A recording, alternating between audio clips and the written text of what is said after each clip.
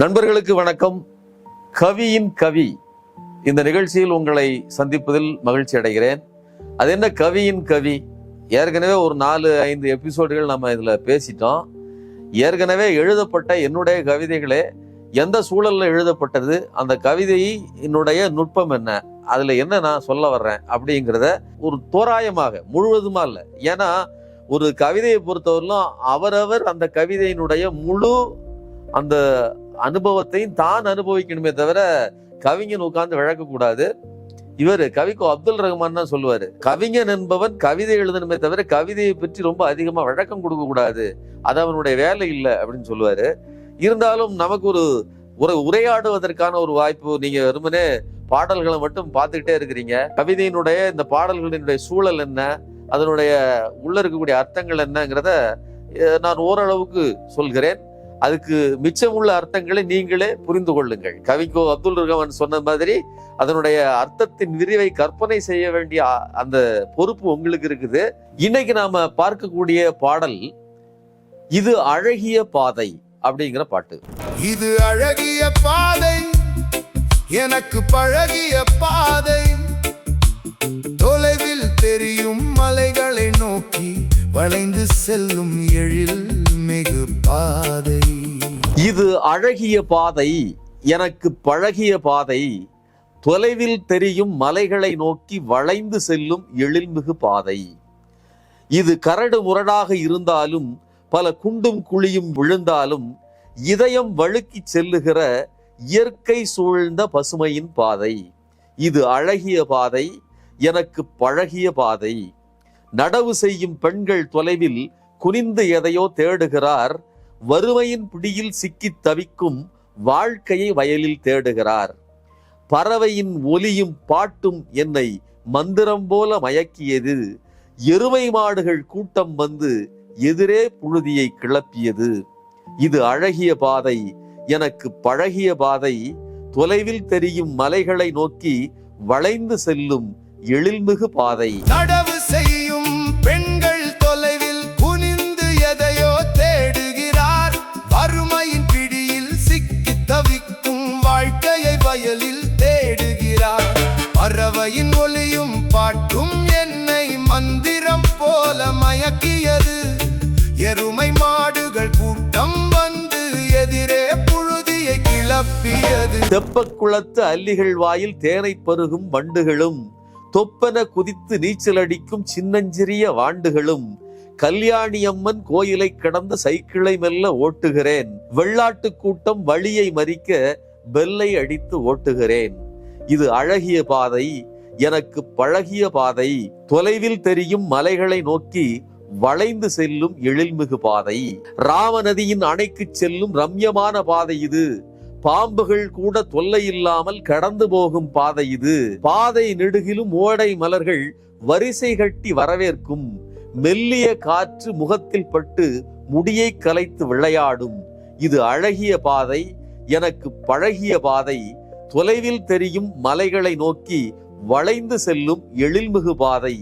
இது கரடுமுரடாக இருந்தாலும் பல குண்டும் குழிகள் விழுந்தாலும் இதயம் வழுக்கி செல்லுகிற இயற்கை சூழ்ந்த பசுமையின் பாதை. ராமநதியின் அணைக்கு செல்லும் ரம்யமான பாதை இது, பாம்புகள் கூட தொல்லை இல்லாமல் கடந்து போகும் பாதை இது.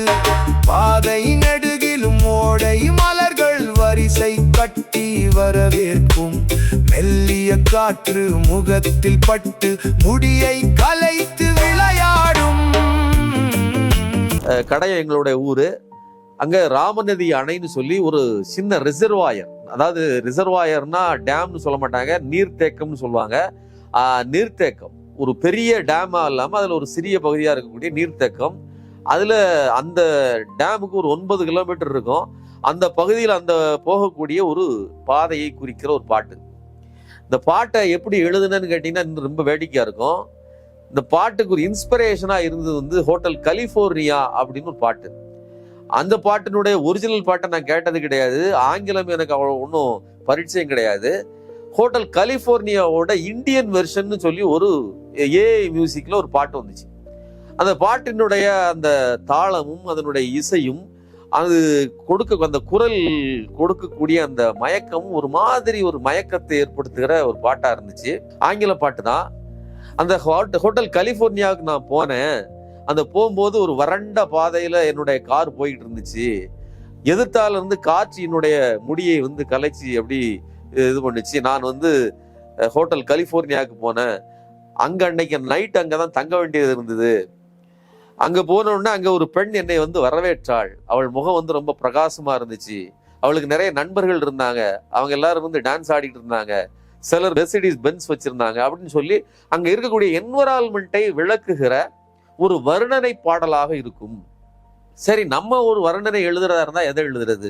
நமக்கு கலிபோர்னியாவும் தெரியாது, ஹோட்டலும் தெரியாது. அந்த ஹோட்டல்ல அப்படி ஒரு அழகான பெண், அழகான இடம், அழகான முகம் அப்படின்னு சொல்லி இந்த இடத்தை வர்ணிக்கக்கூடிய பாட்டா இருந்துச்சு. அதோட ஒரிஜினல் சாங் கூட எனக்கு அவ்வளவு பிடித்தமானதாக இல்லை. இந்த இந்தியன் வெர்ஷன் ரொம்ப இனிமையா இருந்தது. அந்த பாட்டை இன்ஸ்பிரேஷனா வச்சுக்கிட்டு தான் ஒரு சிந்தனை தோன்றியது. அதுல இருந்து தான் நான் என்னுடைய வாழ்க்கையில் எனக்கு பிடித்த ஒரு பாதையை அல்லது என்னுடைய பகுதியை நான் விளக்கணும் அப்படின்னு சொல்லி விளக்கும் போது இந்த வர்ணனையை பாடலாக வடித்தேன். தெப்பக்குளத்து அல்லிகள்னு சொல்றது கடையத்துல ரொம்ப முக்கியமான ஒரு இடம் இந்த கல்யாணி அம்மன் கோயில்.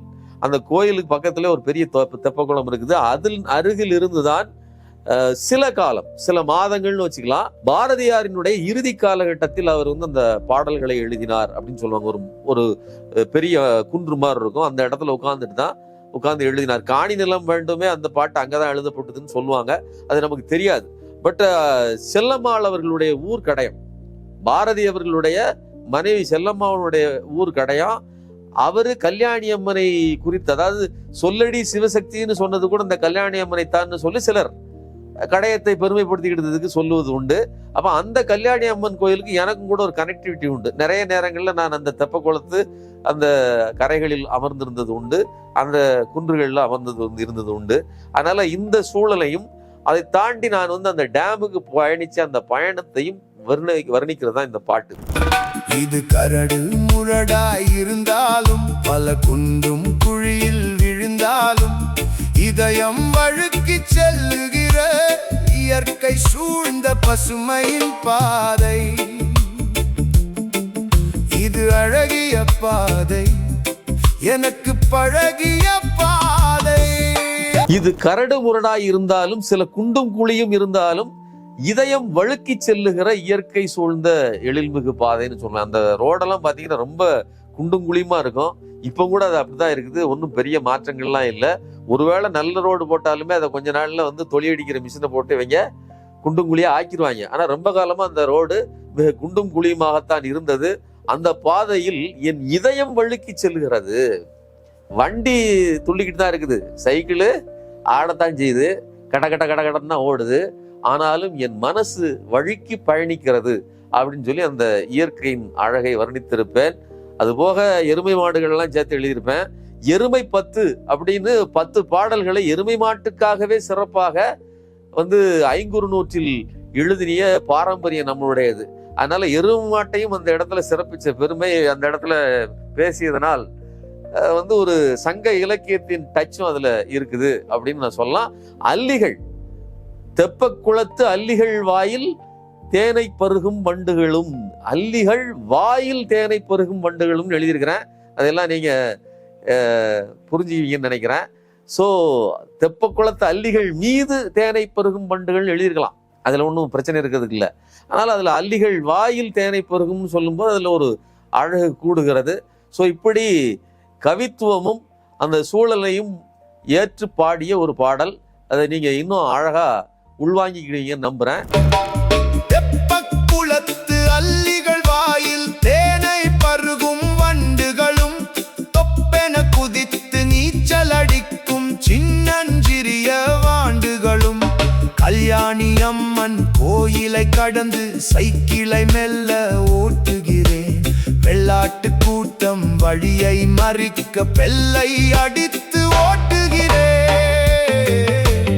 அடுத்த ஒரு பாடலில் சந்திப்போம். இந்த பாட்டு உங்களுக்கு ரொம்ப பிடிச்சிருக்குன்னு நம்புறேன். இது உங்களுக்கு பிடிச்சிருந்ததுன்னா உங்களுடைய நண்பர்களுக்கு ஷேர் பண்ணுங்க, சப்ஸ்கிரைப் பண்ணுங்க, இதை பற்றி விவாதியுங்கள், மீண்டும் மீண்டும் கேட்டு ஆதரவளியுங்கள். நன்றி, வணக்கம்.